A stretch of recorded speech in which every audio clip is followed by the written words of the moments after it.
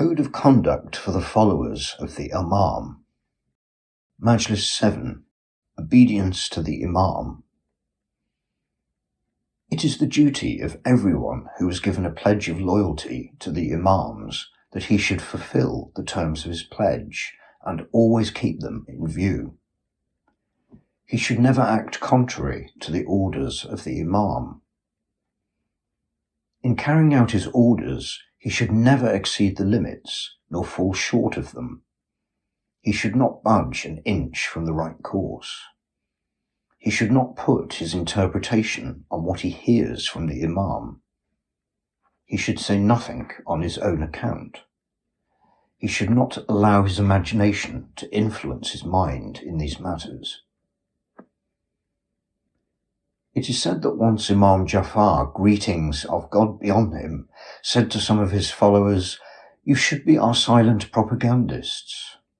When the people asked him as to how they should carry on the propaganda by silence, he said in reply, "Carry it on by your good deeds." He gave a long sermon on this topic and said in the end, "When people find you are doing the right things, they will know that it is we who have guided you in this matter. Thus they will run to us, and you will prove to be the medium of their coming to us." It follows that it is the bounden duty of everyone who is the follower of the Imams to do good things and to keep away from evil. He should be devoted to God, and he should discharge the duties that have been enjoined on him. He should commit no sins and should do nothing which provokes God. He should not indulge in religious discussions unless he is permitted by the Imam to do so. The Imam permits only those people to carry on religious discussions whom he finds fit for the job. Many a debater indulges in discussions with one who happens to be more competent than himself, and in the end suffers a defeat at his hands and becomes skeptic. It is for these reasons that the Imams order us to be silent and have implicit faith in them. None but the one who is selected by them and is permitted by them to carry on the discussions is allowed to pursue this course.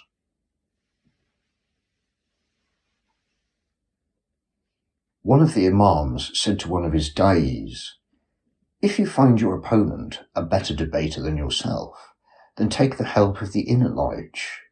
Stop him by saying that you are not prepared to initiate him into the depths of the inner meaning. Do not prolong the discussion to give your opponent a free hand.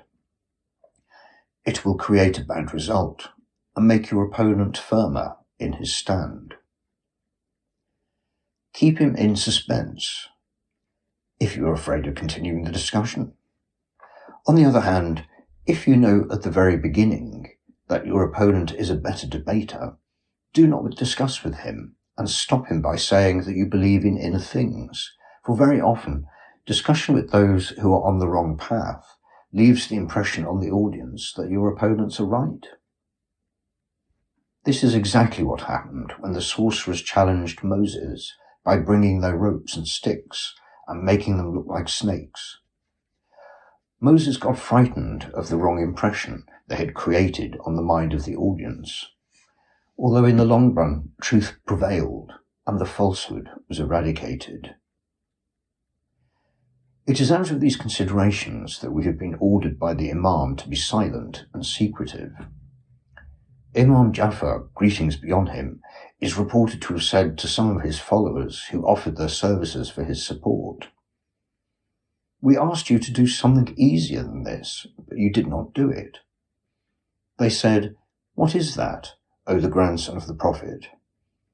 He said, "We asked you to keep silent. If you had kept silent, we would have been pleased with you, but you did not do so." We must bear in mind that in doing the work of the Imams, we have to follow some specific rules that are prescribed for us. We have to do things by degrees, and we have to proceed with caution, step by step. If we do not stop at the first step and jump to the higher step and try to reach the destination earlier than we are required to reach it, we shall be ruined. It will be like feeding a newborn baby to death. In short, these are the things which have prevented the Imams from making their inner knowledge accessible to none but those whom they have found fit. Had they allowed everyone to have free access to it, people would have ruined one another, like a newborn babe who is killed by feeding, or like an embryo who tries to come out before it is fully developed. Hence the Imams have purposely kept this knowledge secret in order to test their followers. Had they given full publicity to it and informed everyone of what it is, none would have opposed them. But God wants to test His devotees by asking them to have faith in the ghaib. The Quran says, this book is undoubtedly a guide to the God-fearing people who have faith in the ghaib, i.e. the hidden thing.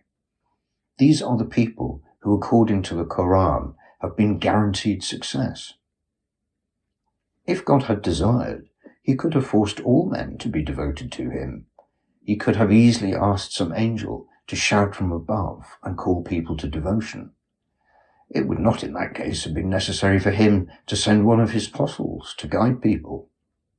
Had He done so, none would have been superior to another, and there would have been no room for exertion.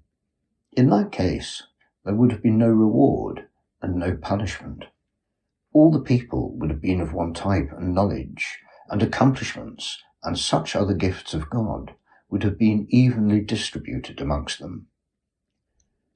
God knows His best, what He does, and His walis who are in the know of the divine secrets know best what they do. There is no God but He, and there is no partner to Him.